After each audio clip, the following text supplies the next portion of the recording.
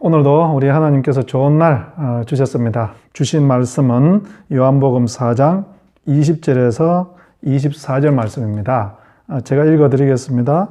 우리 조상들은 이 산에서 예배하였는데 당신들의 말은 예배할 곳이 예루살렘에 있다 하더이다. 예수께서 이르시되 여자여 내 말을 믿으라. 이 산에서도 말고 예루살렘에서도 말고 너희가 아버지께 예배할 때가 이르리니 너희는 알지 못하는 것을 예배하고 우리는 아는 것을 예배하노니 이는 구원이 유대인에게서 남이라.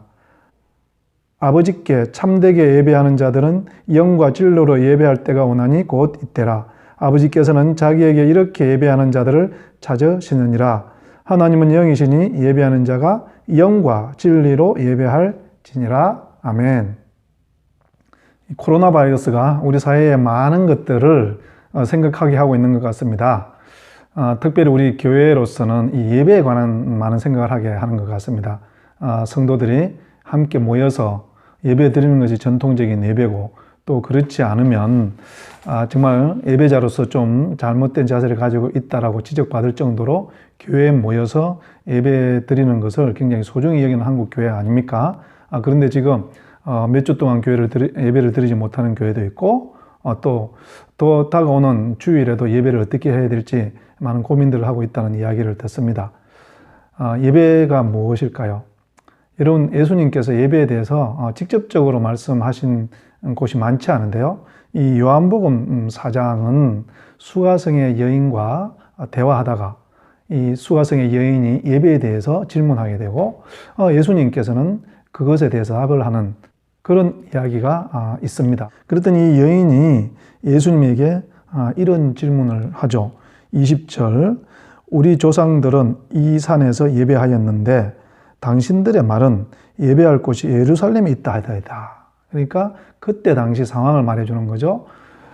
북이스라엘 사람들은 베델, 그림신산 이런 데를 굉장히 성지로 여겼고 오히려 여러분 이 베델 같은 곳은 정말 다윗이 예루살렘을 장악하기 전까지만 해도 가장 오래되고 전통적인 예배 장소죠. 야곱 때부터 베델 예배 처소였지 않습니까? 그러니 남과 북이 나눠지고 난 다음에 북쪽의 사람들은요, 이 베델이나 그림신산이 남쪽 유다에 있는 이 예루살렘보다도 훨씬 더 전통이 있고 하나님이 기뻐하시는 예배 장소다. 이런 생각들을 가지고 있었습니다.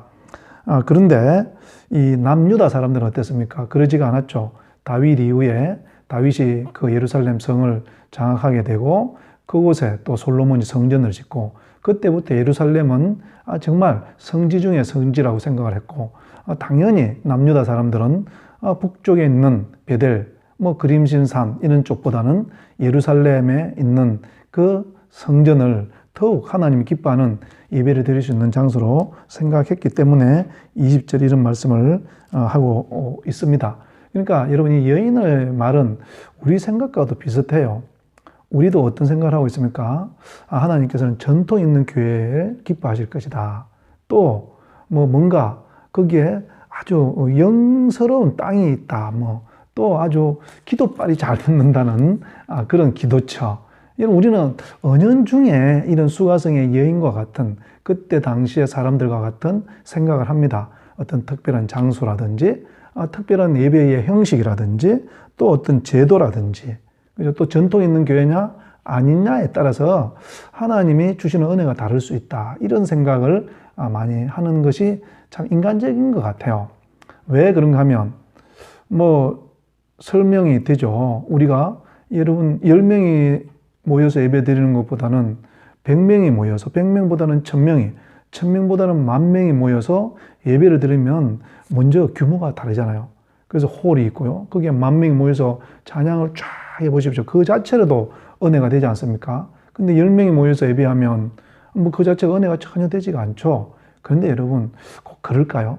사람들은 그런 생각을 많이 한다는 거예요. 그래서 10,000명이 모이는 예배가 더 좋고 더 아름답게 지은 그래서 그 소리, 그 홀 내에서 마이크 소리가 울리고 찬양을 하면 홀리하게 들리고 그래서 감동이 되는 이런 교회를 좋아하는 좋은 교회다. 이렇게 생각하는 것과 똑같은 거예요. 여러분 우리도 그렇게 생각하지 않습니까? 그런데 예수님께서는 뭐라고 그러시는가 하면요, 21절에 예수께서 이르시되 여자여 내 말을 믿어라.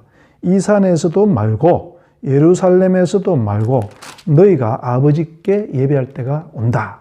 그러면서 예수님께서 뭐라고 하시는가 하면은 아버지는 참된 예배자를 찾는데 영과 진리로 예배하는 자를 찾는다. 여러분 어떤 산이냐, 어떤 땅이냐, 어떤 예배 형식이냐가 하나님이 찾으시는 게 아니라는 거예요. 예수님께서 말씀하신 것은 무엇입니까? 참으로 영과 진리로 예배하느냐. 이것을 가지고 구분해야 된다는 것이죠. 여러분 이것에 대한 설명이 참 많이 있습니다. 또 목사들마다 또 학자들마다 이 설명이 조금씩 다르고, 근데 저는 뭐 이 새벽에 아침에 조용히 간단히 한번 살펴보면요 이런 거죠. 여자가 생각하는 예배는요, 사람들이 많이 모이고 좋은 제도를 갖춰놓고 시스템을 갖춰놓은 그것이 예루살렘이냐 베델이냐 뭐 이런 식의, 그죠? 그런 사람과 함께 드리는 예배예요. 근데 예수님께서 말씀하시는 것은 뭡니까? 예배는 사람과 함께 어떤 제도나 형식이 아니라 누구와 함께? 하나님과 함께 성령과 말씀과 함께 드리는 예배, 이것이 참 좋은 예배라고 말씀을 하고 있는 것입니다. 여러분 이 말씀을 제가 가만히 오늘 하루 종일 생각하다가요, 그렇구나, 지금까지 우리가 드렸던 예배는 어쩌면 사람과 함께 드리는 예배였는지도 모르겠다.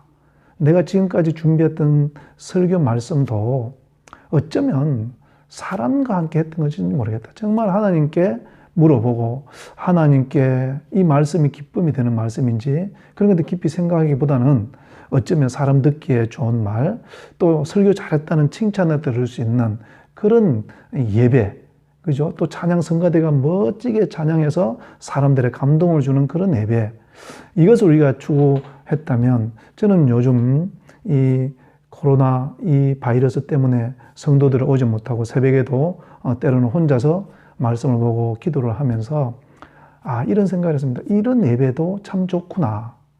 내가 설교해야 될 고민을 하지 않고 사람들 앞에서 사람들이 듣기 좋게 어쩌면 어떻게 하면 은혜를 줄까, 그런 고민하지 않고 내가 하나님 앞에서 조용히 말씀을 읽으면서 성령 인도하시는 대로 기도를 하면서, 그러면서 성도를 위해서 기도하고 또 한국 교회를 위해서도 기도하고 또 이 나라와 이 백성들을 위해서도 기도하고 또 코로나 사태를 위해서 통해서 이 많은 사람들이 어려워하고 힘들어하고 가끔씩은 생명까지도 잃어가는 이런 상황을 위해서도 기도할 때 정말 저는 하나님과 함께하는 예배를 드리고 있다, 이런 생각을 하게 되었습니다.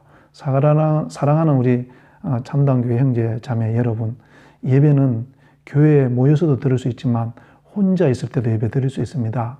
오히려 혼자 있을 때 하나님과 함께 예배 드릴 수 있습니다. 옆에 사람 챙기지 않아도 되고요. 혼자 하나님께 집중할 수 있고 그 말씀에 집중할 수 있지 않겠습니까?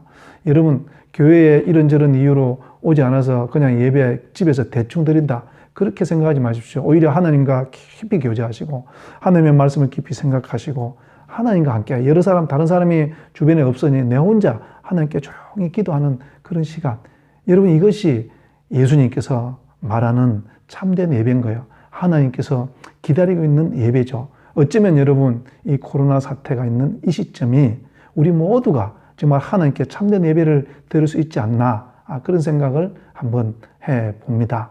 여러분 하나님께 참된 예배자가 되십시오.